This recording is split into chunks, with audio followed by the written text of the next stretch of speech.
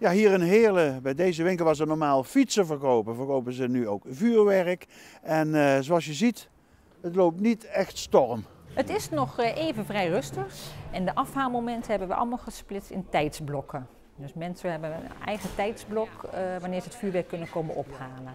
Na zoveel jaar heb ik toch weer besloten om het weer een keer te kopen voordat het weer terecht wordt verboden. Dus dit jaar toch even mooi vuurwerk. Wat kost zo'n doos nou? Deze kost 2,19.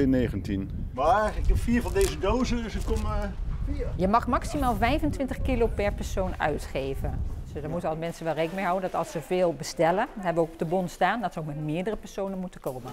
Ja. Nou, daar ligt Blijerheide, dat is Kerkrade. En steek je hier de weg over, dan ben je in Duitsland. En hier gelden heel andere wetten. Bijvoorbeeld de Lidl hier mag gewoon vuurwerk verkopen. En ook vuurwerk dat in Nederland niet is toegestaan. Zoals knalvuurwerk en vuurpijlen. Nou, er zijn een hoop Nederlanders die hier hun winkelkarren komen volladen. Ik ben net even met mijn smartphone de winkel in gegaan.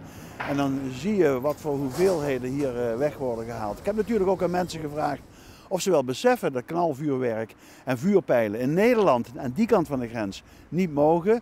Nou, daar wilde niemand natuurlijk voor de camera reageren. We hebben hier ook even gekeken of er politiecontroles zijn bij die grensovergangen, maar wij hebben hier verder niets gezien van controle. Dus het is wel heel makkelijk om het naar die kant van de grens te krijgen.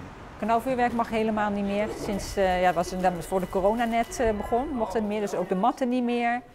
Geen rotjes, geen Thunderkings, wat de jeugd toch wel heel leuk vindt. Dat mogen wij allemaal niet meer verkopen. Dus als dat daar wel verkocht mag worden, ja. Maar als ondernemer zul je toch denken, wacht, we leven in Europa en we hebben niet dezelfde wetten. Op heel veel gebied wel. Hoe kijk je daar tegenaan als ondernemer? Het is jammer dat het zo gaat. Maar dat hadden we ook met de corona, want vorig jaar was het in Nederland bijvoorbeeld verboden. Maar in België en Duitsland mocht het gewoon verkocht worden. Dus dat is dan wel een bittere pil, ja. Maar het is nog wel lucratief, neem ik aan. Absoluut, anders stonden we hier niet. Ja, zo'n kleine, bijna €1000. 600, er zitten een paar hele goedkope bij.